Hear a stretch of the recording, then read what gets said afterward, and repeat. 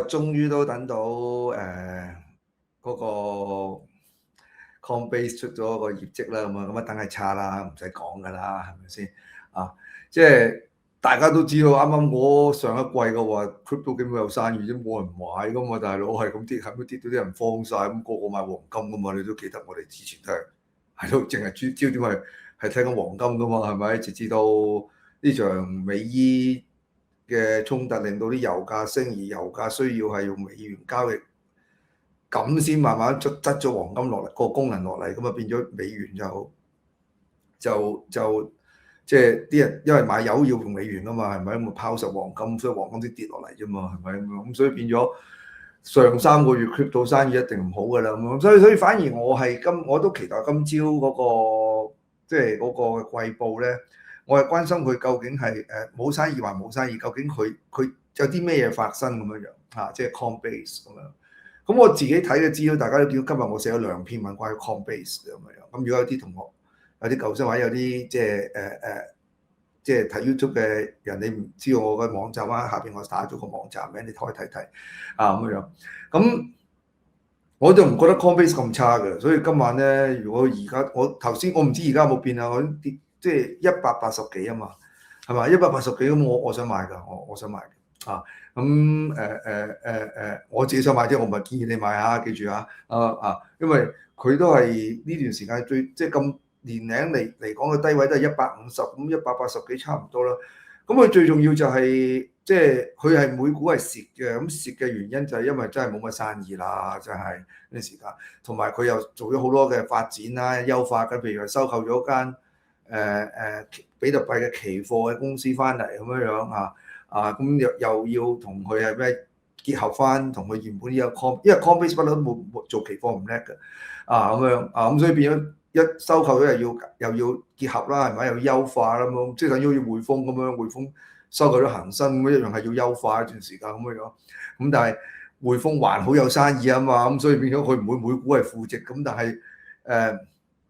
Coinbase 嘅話真係講真 crypto 低潮喎，真係冇生意又冇生意，咁所以話負值就負值㗎啦，係咪啊？真係咁樣咁所以變咗，所以你見得到點解要炒人啦？佢收購咗翻嚟，跟住然後咁一定重疊咗人手，佢都急腳炒啦。佢冇匯豐係淡定慢慢炒啊，係咪啊？慢慢一買炒，佢就要即炒，因為點解？喂，真係冇收入啊嘛，咁所以。你見到佢係有壓力嘅 ，Coinbase 有壓力，因為做 crypto 生意啊嘛。你唔同銀行做傳統生意，一定有啲生意啊嘛，係嘛 ？crypto 真係一低潮就冇咁，所以變咗質佢落去係合理嘅，我覺得。咁但係問題話質幾落咧咁樣，咁所以變咗我覺得去到180幾就差唔多，我自己覺得啦咁樣。加上琴日 Circle 都跌啊嘛，係咪啊？咁啊兩邊都買啦，我今日如果係咁樣，最今日都跌啦，跌俾我買下啦咁樣。咁啊係咯，所以我自己今日寫咗2篇文，我都唔多講，你可以睇睇，即係個網站嗰度有2篇文嘅咁樣啊，即係嗰度個網站有好多 topic 啦，你可以睇翻銀發得財咧，我都唔知我係咪嗰個銀發得財啦，係啊應該係啊咁樣，咁嗰度就係最主要講呢啲咁樣嘅我自己嘅投資心路啦咁樣，咁呢一兩日就比特幣啲回翻落嚟啦咁樣，咁回翻落咪回翻落嚟咯，喺我嚟講嘅話，咁咪等佢慢慢升咯咁樣，所以變咗就係呢段時間都唔會之前咁升嘅，都要俾佢休息下，又真係再上啦咁樣。咁你唔好問我入唔入啊，我唔知又唔敢講啊，呢個世事無絕對啊，我點知佢會唔會已經牛二完咗係咪冧咗落嚟啊？呢啲嘢真係唔敢講啊，大佬係咪啊？咁樣你自己去判斷啦，係咪啊？真係只係 Coinbase 出咗啦個季報，我就覺得係安樂晒啦，我買啦，佢平咗買咧，我都唔驚係好嘅。即係佢最惡劣嘅嘢，我覺得出咗嚟啦，咁樣係咪咁樣？咁匯豐今日又落翻嚟啦，咁你即係見到佢呢個階段裏邊浮沉啦咁樣，咁究竟佢會嘭一聲上定係落嘅話，冇人知係咪咁樣？咁你最好就唔好理佢咯，你如果有貨咪由佢咯，係咪啊咁樣？咁所以變咗因為呢一兩日係即係呢一兩日係低潮，低潮一定有㗎啦，係咪先咁樣？咁啊，究竟同我美伊戰爭拉上關係咧，美伊族衝突拉上關係咧，我已經覺得係冇關係㗎啦，唔關佢事嘅，係本身係咁上下就要調一調落嚟，跟住再踩上去咁樣。總之我自己就會覺得就我自己諗下，我自己唔係建議啊，我就今晚就趁 Coinbase 咧同埋 Circle 咧，我未買過 Circle。咁咧兩邊都跌嘅話，咁可能會入啲兩邊咁樣，係咯，咁樣，因為我就對嗰啲 AI 股我就冇乜好感嘅，我覺得啊，因為我覺得嗰邊仲衰過啲加密貨幣嘅企業咁樣，因為嗰邊呢啲蝕本生意嚟噶嘛，係咪啊？咁所以變咗就今日出咗個季報就清晰啦，我自己嗰個買嘢嗰個策略咁樣，但係都係我無時無刻每一日真係每一日。